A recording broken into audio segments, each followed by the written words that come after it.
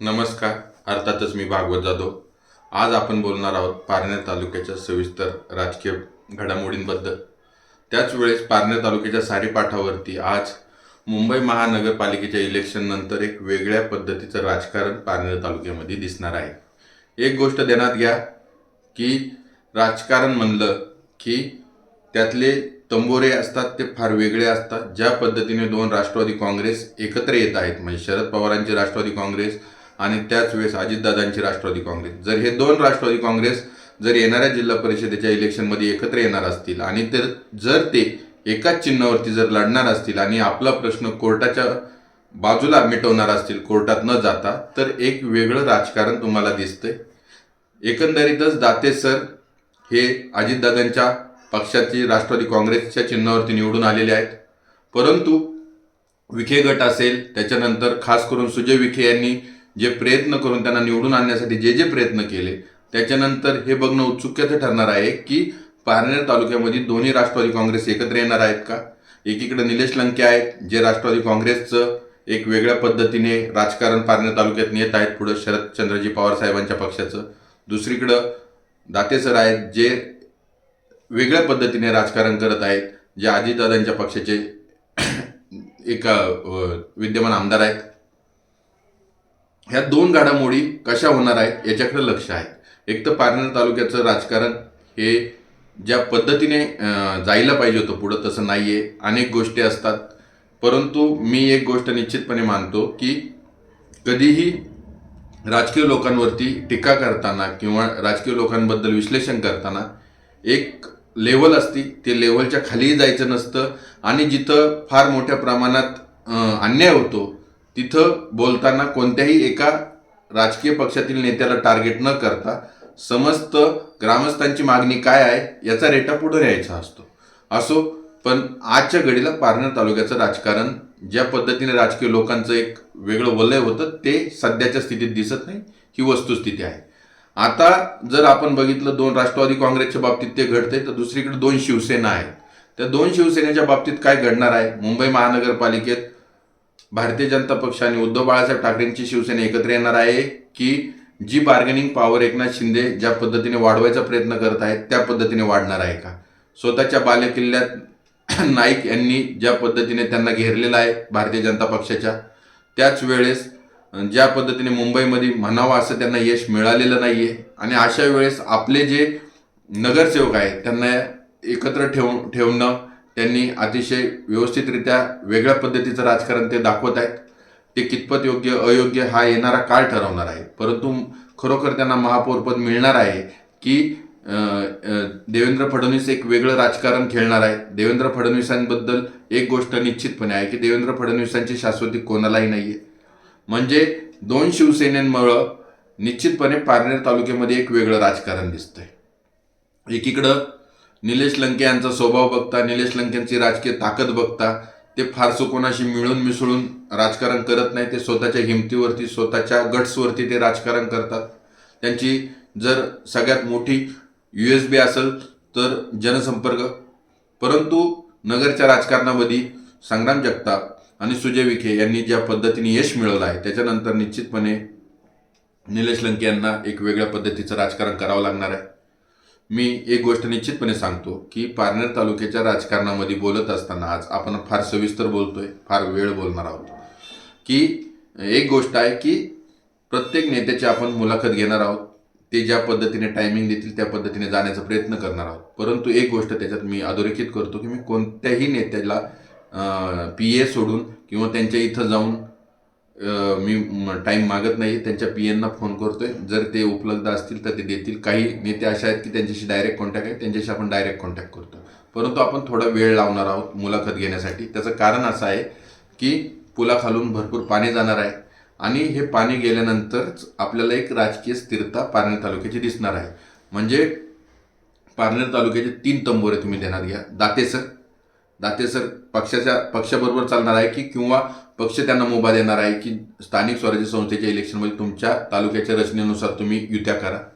दुसरी गोष्ट, दाते सर जर विखे गटाबरोबर जाणार असतील तर निश्चितपणे आमदारकीचे दावेदार हे निलेश लंके हे होत आहेत, म्हणजे ते खासदार आहेत परंतु त्यांच्या घरातील व्यक्ती किंवा ते ज्यांना कोणाला मदत करतील ती लोक आमदारकीचे दावेदार होणार.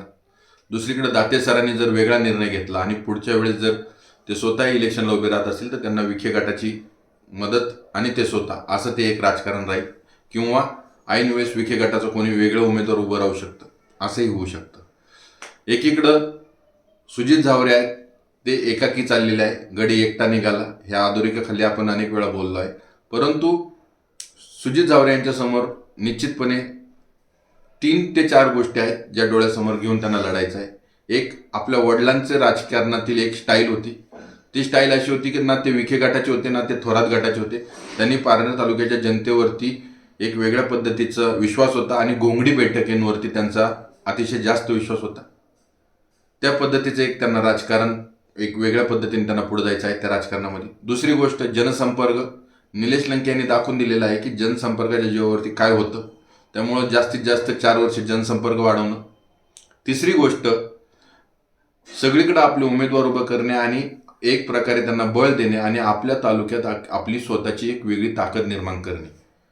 कोणीही सांगू शकत नाही की पुढच्या वेळेस किती पक्ष उभे राहणार आहेत किंवा पुढच्या वेळेस दुरंगी तिरंगीच फाईट होणार आहे.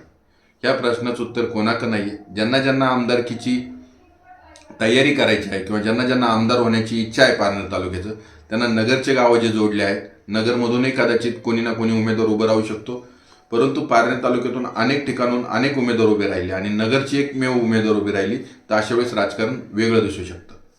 परंतु पुन्हा एकदा मी कम टू द पॉईंट येतो की आत्ताच्या घडीला सुजित झावरे यांच्या समोरचे 2 ते 3 महत्त्वाचे प्रश्न आहे. एक, सगळ्यांनी मिळून जेव्हा आपल्याला एकाकी पाडलं होतं तेव्हा सुजित झावरे यांनी आपली ताकद दाखवली आणि एकनाथ शिंदेंच्या पक्षात प्रवेश केला. आज एकनाथ शिंदे यांची त्यांच्या पाठीमागे असलेली ताकद आणि पारनेर तालुक्यामध्ये नाही म्हणलं तरी अनेक दिवसापासून विरोधात असताना सुद्धा विकास कामे करण्याचा त्यांचा एक वेगळा अजेंडा असतो, प्रशासनावर एक वेगळी पकड असते. ह्या सगळ्या गोष्टी बघितल्यानंतर एक गोष्ट निश्चितपणे सांगता येईल की सुजित झावरे यांना जे बळ मिळाले आहे एकनाथ शिंदेकडून त्याचा पुरेपूर फायदा घेणं आणि त्याच वेळेस जनसंपर्कावरती जास्तीत जास्त लक्ष केंद्रित करणं आणि पारनेर तालुक्याबद्दलचे त्यांचे विजन काय आहे, पारनेर तालुक्याबद्दल ते कशा पद्धतीने त्याचा विकास करण्याचं त्यांचं मॉडेल आहे हे जनमानसांमध्ये त्यांना सांगणं आहे. त्या गोष्टींवरतीच त्यांचा भर असला पाहिजे. दाते सरांच्या बाबतीत एक गोष्ट आहे की दाते सरांना आमदार आहेत, अनेक दिवसाचं त्यांची मेहनत आहे, कष्ट आहे, परंतु विखे गटाबरोबर मिळतं जुळतं घेत असताना अजितदादा ते ज्या पक्षाचे आहेत त्यांच्याशी मिळतं जुळतं घेणं एक नाही म्हणलं तरी तारेवरची कसरत आहे.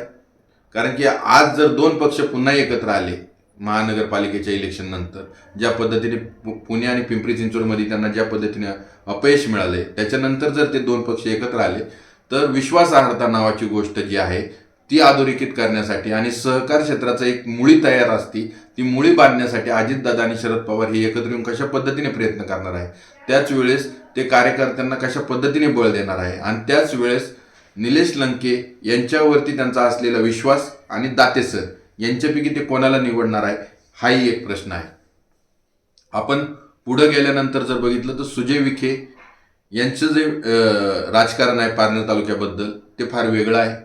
त्यांचा गट हा कधीही वेगळ्या पद्धतीने पुढे येत नाही किंवा राजकीय महत्त्वाकांक्षा घेऊन पुढे येत नाही. त्यांचा गट हा सुजय विखेंवरती विश्वास ठेवणारा एक गट आहे. त्यामुळं ते ज्या व्यक्तीला मदत करतील त्या व्यक्तीला ही मदत करतील ही सध्याची स्थिती आहे. आणि त्याचं एक मोठं उदाहरण आहे दाते सर. दाते सर हे पारनेर तालुक्यातील एक असं उदाहरण आहे की त्यांच्यावरती विखे गटाचा विश्वास आहे. विखे गट त्यांना अतिशय व्यवस्थितरित्या मदत करत आहे. परंतु विखे गट, निलेश लंकेंचा गट, सुजित झावरेंचा गट आणि त्याच वेळेस उद्धव बाळासाहेब ठाकरेंच्या शिवसेनेचा गट हे गट पारनेर तालुक्यात वेगवेगळे आहे. एक गोष्ट ध्यानात घ्या, पारनेर तालुका हा असा एक तालुका आहे की ज्या तालुक्यामध्ये कधीही राजकारण एकाच्या भोवती फिरत नाही किंवा ठराविक लोकांच्या भोवती फिरत नाही. पारनेर तालुक्याचे आत्तापर्यंत तुम्ही आमदार बघा, प्रत्येक वेळेस वेगवेगळे आमदार झालेले आहेत, प्रत्येक वेळेस वेगवेगळ्या विचारधारेंना पारनेर तालुक्याने एक यश दिलेलं आहे. पारनेर तालुक्याबद्दल जर तुम्हाला बोलायचं ठरलं तर करोनाच्या आधीचा पारनेर तालुका, करोनाच्या नंतरचा पारनेर तालुका, पारनेर तालुक्याची जर देहबोली जर तुमच्या ध्यानात घ्यायची असेल तर हा तालुका सेनापती बापटांचा आहे. हा तालुका भावनिक आहे.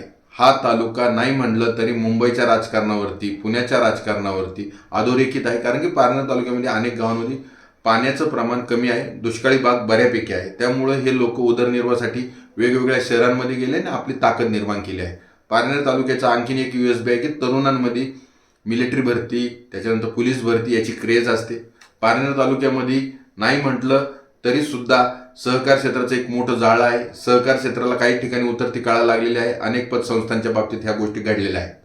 या सगळ्या अधोरेखित करताना पारनेर तालुक्याचं राजकारण जर कोणाच्या अवतीभोवती फिरत नसेल तर निश्चितपणे एक गोष्ट सांगता येईल की ज्या माणसाचा जनसंपर्क जास्त, ज्या माणसाची उमेद आणि त्याच वेळेस काम करण्याची धडाडी असती, अशा लोकांच्या पाठीमागे पारनेर तालुका उभा राहतो.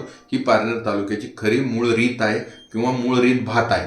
आता मी हे तुम्हाला सांगत असताना पारनेर तालुक्याच्या जनतेचा विश्वास, पारनेर तालुक्यातलं सध्याचं राजकारण आणि सहकार क्षेत्राची गळती याच्यावरती जर बघितलं तर निश्चितपणे असं वाटतं की राजकीय लोकांनी एक गोष्ट पाळली पाहिजे की बिलो द बेल्ट हा कोणावरतीही आरोप झाले नाही पाहिजे, तरच पारनेर तालुका पुढे जाईल. एक गोष्ट मी निश्चितपणे सांगतो, दाते सरांच्या बाबतीतही मी सांगतो की दाते सर ज्यावेळेस आमदारकीला उभे राहिले होते त्यावेळेस अनेक लोकांना असं वाटत होतं की दाते सर राजकारणातून बाहेर जातील. ज्यावेळेस बिलो द बेल्ट दाते सरांवर अनेक गोष्टी बोलल्या गेल्या, त्याच्यानंतर लोकांनी एक वेगळ्या पद्धतीने रिॲक्शन दिली आणि दाते सर आमदार आहेत. याचं कारण असं आहे की प्रत्येक व्यक्तीचं एक राजकारण करण्याची एक स्टाईल असते. त्या व्यक्तीला धरून लोक मतदान करतात. जर त्यांच्या घरातील कोणी व्यक्ती चुकली असेल तर त्या व्यक्तीचं आणि राजकारणात असलेल्या व्यक्तीचा काही संबंध नाही असं हे नेहमी लोक मानतात. त्याचं कारण म्हणजे ज्याच्या त्याच्या चुका ज्याच्या त्याच्या बरोबर असतात. प्रत्येकाच्या चुका कधीही लपल्या जात नाही आणि प्रत्येकाच्या चुका ज्या काय असतात त्याला त्या राजकारणात पुढे नेण्यासाठी किंवा माग आणण्यासाठी कारणीभूत असतात. हे अनेकांच्या बाबतीत घडतं. तेच गोष्ट मी तुम्हाला एक वेगळ्या पद्धतीने सांगतो की सिस्पे घोटाळे असतील किंवा आणखीन गोष्टी असतील, जेव्हा ज्या पद्धतीने समोर येणार आहेत त्या समोर येणार आहेत. दूध का दूध, पाणी का पाणी कधी ना कधी होणार आहे. त्या वेळेच्या त्या गोष्टी असतात. त्याच्यात जर कोणी दोषी असेल तर दोषी, नसेल तर नाही. परंतु आजच्या काळात जर बघितलं तर पारनेर तालुक्याचं राजकारण भरकटलेलं आहे आणि ते भरकटलेलं राजकारण अनेक लोकांना आता बघवत नाही. पारनेर तालुक्यामध्ये सगळेच लोक राजकारणात आहेत असं नाही, सगळ्यांनाच राजकारणात इंटरेस्ट असतो असंही नाही. अनेक लोकांचं म्हणणं असतं की मी ज्यावेळेस बोलत असतो की त्यावेळेस अनेक लोक सांगतात की शेतीविषयक काय माहिती सांगत जा, इम्पोर्ट एक्सपोर्टबद्दल माहिती सांगत जा, किंवा अनेक लोक सांगतात की आमच्या गावातील हे क्षेत्र आहे याच्याबद्दल माहिती सांगत जा. म्हणजे पारनेर तालुक्यातील लोकांची एक जनभावना अशी असते की त्यांना नेहमी चांगल्या गोष्टी काय आहे आपल्या गावातील, आपल्या भागातील ह्या ऐकायला आवडत असतात. त्याचं कारण असं आहे की तो तालुका जितका त्या तालुक्यातील लोक त्या भागात राहतात त्याच्यापेक्षा जास्त लोक त्या भागातले बाहेर राहतात. फक्त मतदानाला ते गावाला येत असतात, कारण की गावची एक नाळ त्यांना तोडायची नसते किंवा ती जोडून ठेवायची असते. म्हणजे उदरनिर्वाहासाठी जे लोक मुंबईला गेले, जे लोक पुण्याला गेले, त्यांचं आजही मतदान गावाला आहे. ही वस्तुस्थिती ज्यावेळेस मी ध्यानात घेतो, त्यावेळेस मी पारनेर तालुक्याबद्दल बोलत असतो, त्यावेळेस मला जे दिसतं ते व्हिजन, पारनेर तालुक्याचं व्हिजन कसं असलं पाहिजे, पारनेर तालुक्याची भव्य दिव्यता कशी असली पाहिजे, पारनेर तालुक्याच्या पाणी प्रश्न कशा पद्धतीने सोडवला गेला पाहिजे, ह्या सगळ्या गोष्टींवरती जे लोक जिल्हा परिषदेला उभे राहणार आहे, जे लोक आमदार आहेत, खासदार आहे, ह्या प्रत्येक लोकांशी आपण कॉन्टॅक्ट करण्याचा प्रयत्न करणार आहोत येणाऱ्या काळात. आणि त्या लोकांना आपण पारनेर तालुका व्हिजन किंवा नगर जिल्ह्याचं व्हिजन, कारण की निलेश लंके हे विद्यमान खासदार आहे, त्यांची जर मुलाखत कधी आपण घेतली तर ते नगरच्या बाबतीतलं व्हिजन त्यांना विचारू. दाते सरांची कधी मुलाखत घेतली तर पारनेरच्या बाबतीतलं आपण त्यांना व्हिजन विचारू. सुजित झावरेंची जर आपण कधी मुलाखत घेतली तर पारनेर तालुक्यातलं त्यांना व्हिजन विचारू. त्याला थोडा टाइम लावणार आहोत. त्याचं कारण म्हणजे पहिले जे जिल्हा परिषदेचे इलेक्शन आहेत ते होऊन देणार आहोत आणि त्याच्यानंतर त्यांना आपण अनेक बाबतीत विचारणार. राजकारणी विरहित, कोणाही वरती टीका नाही, कोणत्याही प्रकारचं अगलबगल नाही, ह्याने तुम्हाला असं केलं म्हणून तुम्ही तसं केलं, अजिबात नाही. प्रश्न आपले असणार आहे पारनेर तालुक्याबद्दलचं व्हिजन, पारनेर तालुक्याला तुम्ही सुजलाम सुफलाम कसं करू शकता आणि त्याच्या बाबतीतले तुम्ही काय तुमच्याकडं एक प्रकारचं विल पॉवर म्हणा किंवा एक प्रकारचं रोडमॅप जो आहे तो तुम्ही सांगा. तो जनतेपर्यंत पोहोचवण्याचा प्रयत्न आपण निश्चितपणे करणार आहोत. एक गोष्ट निश्चित आहे, आपला चॅनल जवळजवळ एक पहिला चॅनल होता तो 30,000 सबस्क्रायबर पण गेला होता आणि हा चॅनल आपण आता चालू केलेला आहे. हाही चॅनल आपला सबस्क्रायबर वाढणार आहे, मोठा होणार आहे. परंतु मी पारनेर तालुक्याच्या पलीकडे जाऊन सुद्धा बोलायला सुरुवात केली आहे आणि महाराष्ट्राच्या दिशेने आपण पुढे चाललेलो आहोत. परंतु बिलो द बेल्ट किंवा एखाद्या व्यक्तीवरती व्यक्तिशः टीका कधीही आपल्या चॅनलवरून होणार नाही. कोणत्याही व्यक्तीचा एकही रुपया आपण कधी घेत नाही, तो घेतला जाणार नाही. आणि आणखीन एक गोष्ट की आपल्या तालुक्यातले अनेक लोक IAS पासून IPS पासून क्लास 1 ऑफिसर आहे, त्याही लोकांची आपण मुलाखती घेणार आहोत. आपल्या तालुक्यातील अनेक गावं आहेत ज्या गावांना एक ऐतिहासिक दर्जा आहे, त्याही बाबतीत आपण बोलणार आहोत. त्यामुळं आपण जे राजकारणाबद्दल बोलणार आहोत ते फक्त जिल्हा परिषदेच्या इलेक्शनपर्यंत. त्याच्यानंतर पारनेर तालुक्याच्या सारीपाटामध्ये आपण एक गाव घेणार आणि त्या गावाची संपूर्ण माहिती, त्या गावातील एक इतिहास सांगण्याचा आपण ह्या चॅनलवरून प्रयत्न करणार आहोत. आणि त्याच वेळेस महाराष्ट्रातील वेगवेगळ्या प्रश्नांवरतीही आपण बोलणार आहोत. तुर्तास धन्यवाद.